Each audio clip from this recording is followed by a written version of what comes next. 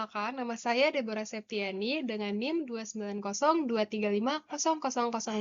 Saya dari Fakultas Ekonomi dan Bisnis, Program Studi Akuntansi.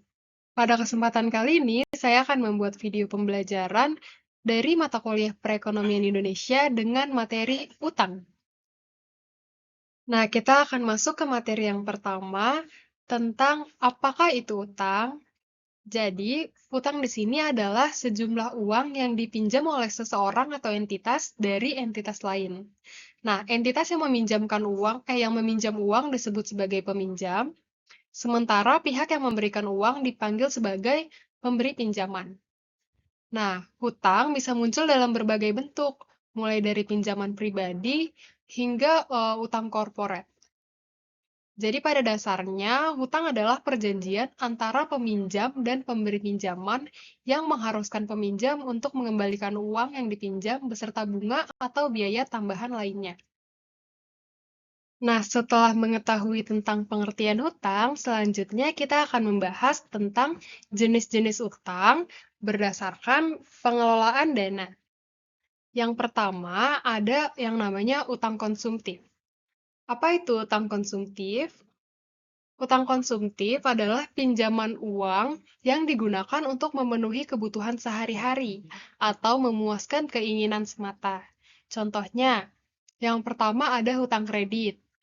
Ini termasuk kartu kredit, pinjaman pribadi, dan garansi pembayaran lainnya. Biasanya, hutang kredit ini memiliki bunga yang tinggi dan digunakan untuk pembiayaan konsumsi sehari-hari. Terus contoh kedua ada hutang otomotif. Jadi hutang otomotif adalah hutang yang digunakan untuk membiayai pembiayaan atau pembelian mobil ataupun kendaraan lainnya. Kemudian yang kedua ada yang namanya hutang produktif. Apa itu hutang produktif? Utang produktif adalah utang yang digunakan dengan tujuan meningkatkan penghasilan dan aset. Nah, contohnya, yang pertama ada hutang hipotek, yaitu pinjaman yang digunakan untuk membeli atau membiayai rumah. Biasanya memiliki jangka waktu yang lebih panjang. Kemudian contoh kedua ada pinjaman bisnis. Pinjaman bisnis ini digunakan oleh pemilik usaha untuk membiayai operasi ataupun ekspansi bisnis.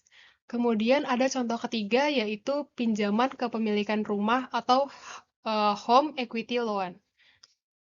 Ini adalah pinjaman yang diambil terhadap ekuitas rumah untuk tujuan investasi ataupun perbaikan rumah.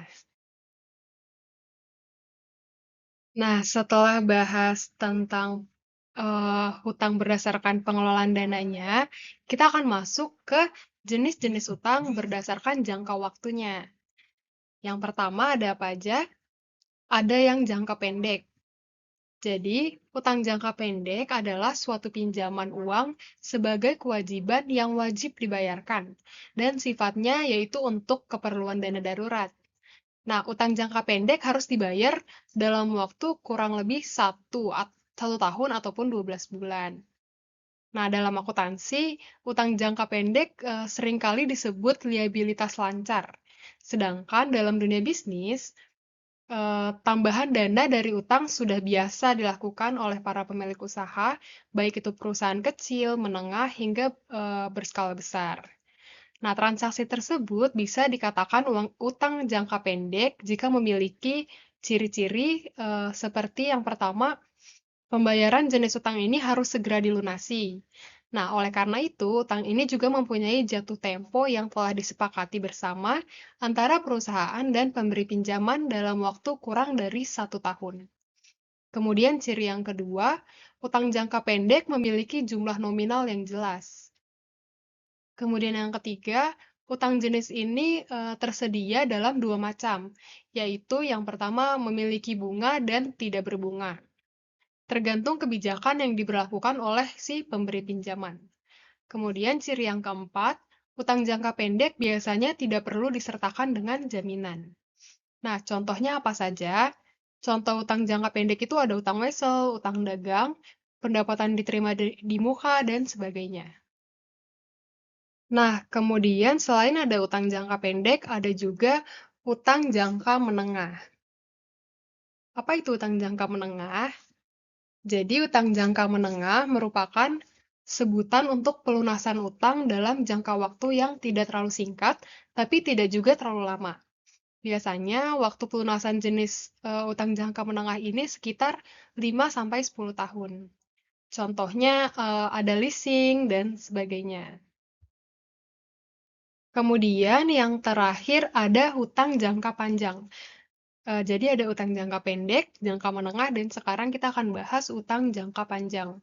Apa itu utang jangka panjang? Utang jangka panjang adalah jenis utang yang jangka waktu pelunasannya bisa berlangsung hingga puluhan tahun. Contohnya pinjaman bank, obligasi, hipotek, dan sebagainya. Oke, selanjutnya kita akan membahas tentang sejarah singkat utang di negara Indonesia.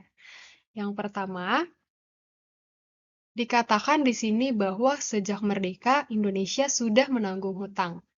Maksudnya adalah diungkapkan nih oleh Menteri Keuangan kita, yaitu Ibu Sri Mulyani, selepas pengakuan kemerdekaan pada Konferensi Meja Bundar atau KMB pada tahun 1949, pemerintahan yang baru terbentuk sudah menanggung utang warisan dari kolonial Belanda. Nah, semenjak saat itu, nilai utang di Indonesia pada saat itu 1,13 miliar US dollar sebagai nilai kerusakan perang serta investasi yang dibukukan oleh Belanda di Indonesia. Nah, angka tersebut pada zaman itu tentu terbilang berat bagi Indonesia, yang mana produk domestik brutonya atau PDB-nya saat itu masih tergolong kecil.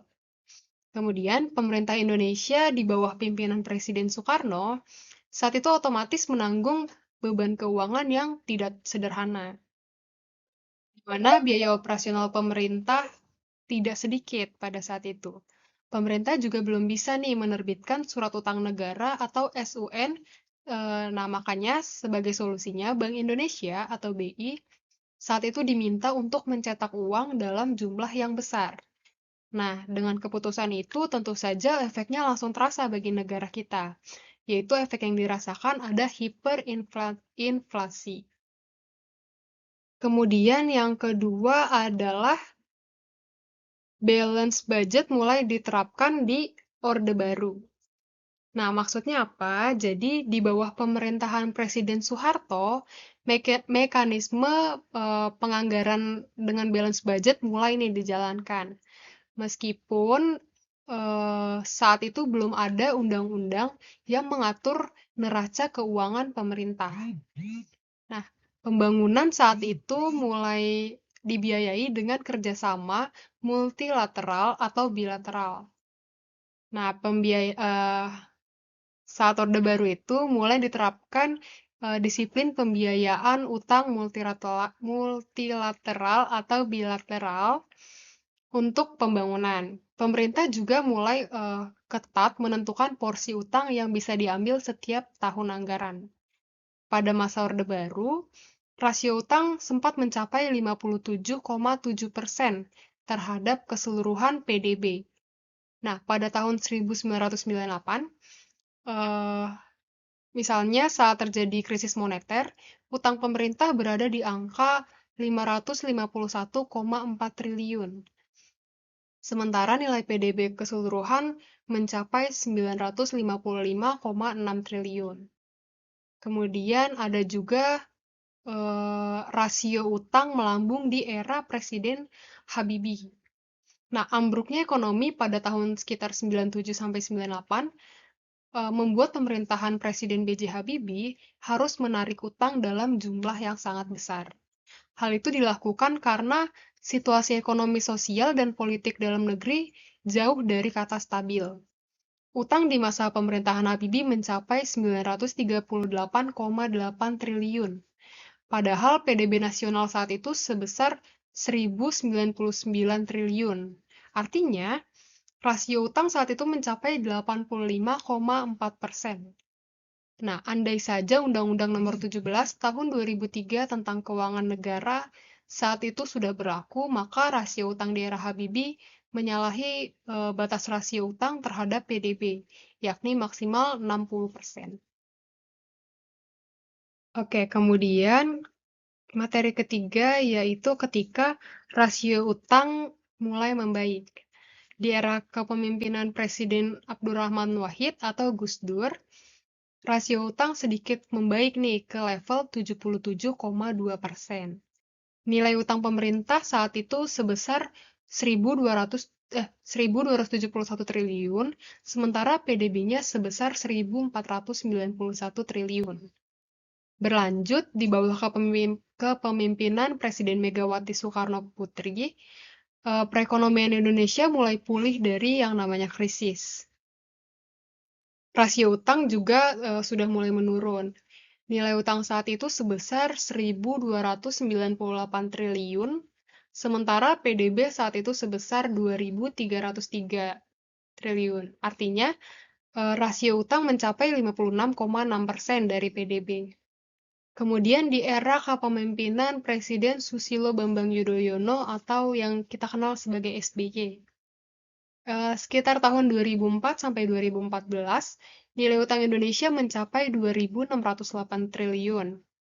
Nah, kabar baiknya, PDB di Indonesia juga terus tumbuh menjadi 10.542 triliun, yang mana artinya rasio utang di era SBY sebesar 24,7% terhadap PDB.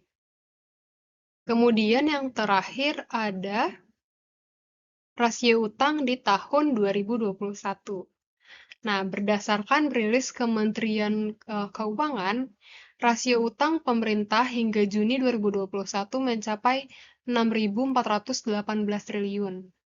Rasio utang pemerintah saat ini mencapai 40,49% terhadap PDB.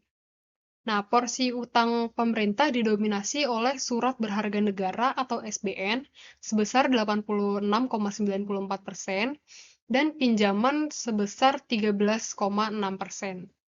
Nah, jika dibedah lebih rinci, SBN tercatat sebesar 5.580,02 triliun yang terdiri dari SBN domestik 4.353,65 triliun dan falas 1.226,45 triliun.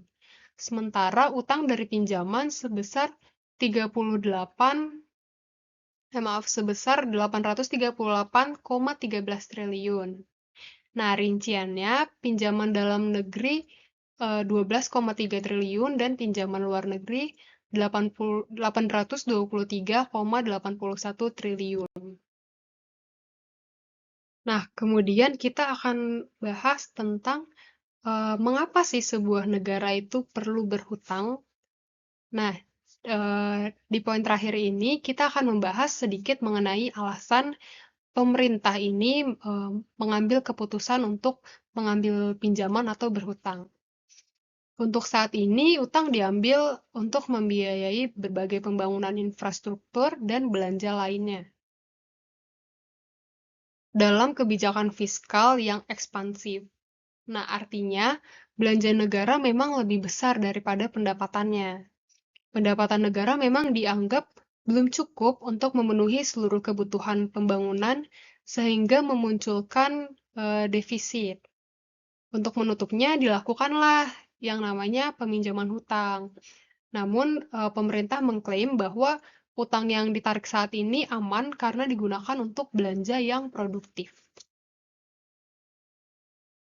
Oke, baik. Kita sudah selesai membahas tentang materi hutang untuk keperluan ujian akhir semester mata kuliah perekonomian Indonesia. Semoga videonya bermanfaat bagi teman-teman sekalian. Terima kasih.